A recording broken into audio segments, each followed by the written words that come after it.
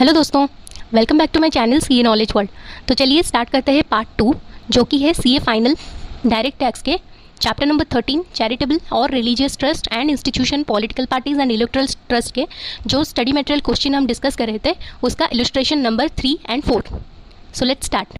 तो first part पे हम लोग डिस्कस किए थे इलस्ट्रेशन 1 एंड 2। आज हम डिस्कस करेंगे इलस्ट्रेशन 3 एंड 4। तो चलिए क्वेश्चन रीड करते हैं। इलस्ट्रेशन 3, एन इंस्टीट्यूशन जिसका ऑब्जेक्टिव है advancement of general public utility receive किया 30 lakh rupees in aggregate during previous year 2021 from an activity in the nature of trade. यहाँ पर ध्यान रखना, in nature of trade. Next, जो टोटल रिसीट ऑफ इंस्टीट्यूशन है उसमें डोनेशन को इंक्लूड करके अमाउंट है 140 लैक्स। सो उसने 85% ऑफ इट्स टोटल रिसीट को अप्लाई कर दिया during the same year for its main object that is advancement of general public utility. तो क्वेश्चन ये पूछ रहा है what would be the tax consequences of such receipt and application thereof by the institution. So एक बार provision को याद करो। प्रोविज़न कहता है अगर एक चैरिटेबल ट्रस्ट है जिसका ऑब्जेक्टिव है advancement of general public utility and वो चैरिटेबल ट्रस्ट का जो इनकम है फ्रॉम ट्रेडिंग अगर वो टोटल रिसीप्ट का 20% से क्रॉस कर गया तो उसको अपना जो चैरिटेबल स्टेटस है उसको लूज़ करना पड़ेगा। याद रखना, ये जो कंडीशन है ये सिर्फ और सिर्फ वो ट्रस्ट पे एप्लीकेबल है जिसका ऑब्जेक्टिव है advancement of general public utility.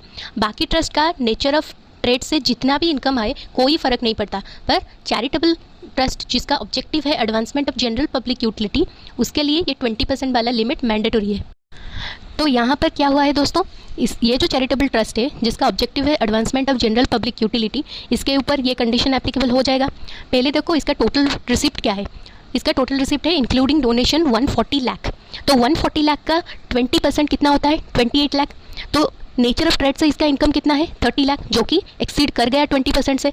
तो यहाँ पर इस ट्रस्ट को अपना जो चैरिटेबल स्टेटस है उसको लूज़ करना पड़ेगा for previous year 2021। Second point में ये पूछ रहा है would your answer be different if the institutions total receipts have been 150 lakhs instead of 140 lakhs in aggregate during previous year 2021। तो अगर ये जो टोटल रिसीप्ट है 140 लाख ना होके 150 लाख होता तो क्या इम्पैक्ट होगा। Again it's very easy. देखो टोटल रिसीप्ट यहाँ पे कितना है 150 लाख, तो 150 लाख का 20% होता है कितना 30 लाख। प्रोविज़न कहता है अगर एक्सीड्स 20% तब उसको चैरिटेबल स्टेटस लूज़ करना पड़ेगा, पर यहाँ पर 30 लाख मतलब अप टू 20%। तो इसलिए वो जो चैरिटेबल स्टेटस है एज इट इज़ रहेगा एंड ये जो एग्जेम्पशन वगैरह मिलता है सेक्शन 11 से लेकर 13 तक ये भी वो क्लेम कर सकता है। Last point number 3। Point number 3 बोल रहा है what would be your answer if main objective of institution is relief of poor and the institution receives 30 lakh from a trading activity when its total receipts are 140 lakh and applies 85% of the said receipts for its main object। तो एक बार provision को याद करो। मैं पहले भी बोल चुकी हूँ अगर किसी भी चैरिटेबल ट्रस्ट का objective advancement of general public utility है तो ही ये कंडीशन एप्लीकेबल होता है। यहाँ पर ऑब्जेक्टिव है रिलीफ ऑफ पुअर, तो यहाँ पर ट्रेडिंग एक्टिविटी से जितना भी इनकम हो हमको कोई भी फ़र्क नहीं पड़ेगा, उसका जो चैरिटेबल स्टेटस है एज इट इज़ रहेगा एंड ये एग्जेम्पशन भी क्लेम कर सकता है। सो एक बार आंसर गो थ्रू कर लेते हैं। फर्स्ट पॉइंट का आंसर है ये देखो, यहाँ पर लिखा हुआ है institution will lose its charitable status for previous year 2021 since it has received 30 lakh from an activity in the nature of trade which exceeds 28 lakh being 20% of total receipt. The application of 85% of receipt from its main object during the year would not help in retaining its charitable status, and the institution will lose its charitable status and consequently exemption का benefit भी lose करना पड़ेगा। Second point का answer कहता है if total receipts of institution is 150 lakh and institution receives 30 lakh in aggregate from nature of trade then it will not lose its charitable status since receipts up to 20%। ये बात ध्यान रखना, up to 20% है इसलिए ये loose नहीं करेगा। So the institution can claim exemption subject to fulfillment of other conditions under section 11 to 13. Further, such activity should also be undertaken in the course of actual carrying out of such advancement of any other object of general public utility। Next answer of point number 3 ये कहता है restrictions regarding carrying on a trading activity for a sales fee or other consideration will not apply if the main object of the institution is relief of poor. Therefore जो 30 लाख का receipt है from trading activity by such an institution will not affect its charitable status even if it exceeds 20% of total receipt of the institution. The institution can claim exemption. तो illustration 3 complete होता है. Next move on to illustration 4. Point number A, save wild life and institution जिसका objective है preservation of wild life use the entire income derived from an activity in the nature of trade for its main objective during previous year ended 31 March 2021. Would such utilisation of income be treated as charitable purpose? Would your answer be different if उसका objective preservation of wild life ना होके advancement of general public utility होता? Same question here also applies same provision. यहाँ पर provision क्या कहता है, अगर किसी भी ट्रस्ट का ऑब्जेक्टिव है advancement of general public utility तो उसका टोटल रिसिप्ट का 20% तक ही उसका ट्रेडिंग इनकम हो सकता है. अगर 20% से क्रॉस कर गया तो उसका जो चैरिटेबल स्टेटस है वो उसको लूज़ करना पड़ेगा. एंड ये इट डजेंट मैटर वो सारे इनकम को मेन ऑब्जेक्टिव के लिए यूज़ कर रहा है या फिर कोई अदर पर्पज़ के लिए. अगर 20% क्रॉस करता है तो उसको अपना जो स्टेटस है उसको लूज़ करना पड़ता है. पर ये जो कंडीशन है ये एप्लीकेबल नहीं होता है अदर चैरिटेबल ट्रस्ट जिसका ऑब्जेक्टिव है other than advancement of general public utility. तो देख लेते हैं एक बार आंसर. पहले तो अगर ये सारे क्वेश्चन आते हैं तो आपको पहले लिखना होगा चैरिटेबल पर्पज़ का डेफिनेशन में क्या क्या इंक्लूड होता है.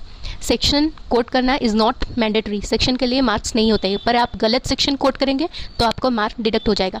तो पहले आपको लिखना होगा सेक्शन 2 सबसेक्शन 15 डिफाइन करता है चैरिटेबल पर्पज़ जो कि इंक्लूड करता है relief of the poor, education, yoga, medical relief, preservation of environment including water sets, forest and wild life, and preservation of monuments and places or objects of artistic or historic interest and advancement of any other object of general public utility. Next, you have to write that preservation of wildlife is included in the definition of charitable purpose. Further, an institution having preservation of wildlife जिसका main object है would not be subject to the restrictions, क्योंकि पहले बोल चुकी हूँ जिसका objective है other than advancement of general public utility उसके ऊपर कोई भी रेस्ट्रिक्शन नहीं है. So such institution would continue to retain its charitable status even if it derives income from an activity in the nature of trade. फिर आपको लिखना होगा however if an institution having its main object as advancement of general public utility derives income from an activity in the nature of trade during a financial year it would lose its charitable status for that year even if it applies such income for its main object. फिर लिखना होगा it may be noted that if the receipts of such activity does not exceed 20% of total receipt in that year then the institution would not lose its charitable status even if its objective is advancement of general public utility. So point number A complete होता है. Next चलते हैं point number B पे. ये पूछ रहा है एक चैरिटेबल ट्रस्ट है जो कि इनकम डिराइव करता है from the business of providing mineral water to various companies जो कि सिचुएट है हैदराबाद में. सम ऑफ 30 लाख रुपीज़ वो डिराइव कर रहा है as net income from such business activity जिसको वो अप्लाई करता है objective of general public utility के लिए. तो हमको पहले पता चल गया कि इसका ऑब्जेक्टिव है जनरल पब्लिक यूटिलिटी एंड इसका ट्रेडिंग इनकम है 30 लाख रुपीज़. नेक्स्ट चलते हैं. Total receipt of trust during the previous year 2021 was 140 lakh. ये हमको क्यों चाहिए? क्योंकि इस पर हम 20% वाला जो लिमिट है कैलकुलेशन करेंगे. ये पूछ रहा है examine the taxability of application of the income if the income so derives relates to previous year 2021. तो टैक्सेबिलिटी के बारे में ये पूछ रहा है. नेक्स्ट पूछ रहा है would your answer be different if the trust runs a school in backward district and applies the profit from the business of such schools activity. तो एक बार याद करो ये जो एग्जैक्ट क्वेश्चन है हम लोग पहले डिस्कस कर चुके हैं. सेम फिगर था, सेम क्वेश्चन था, बस यहाँ पर ये पूछ रहा है टैक्सेबिलिटी के बारे में. तो पहले हमको लिखना होगा कि टोटल रिसिप्ट है 140 लाख जिसका 20% होता है 28 लाख.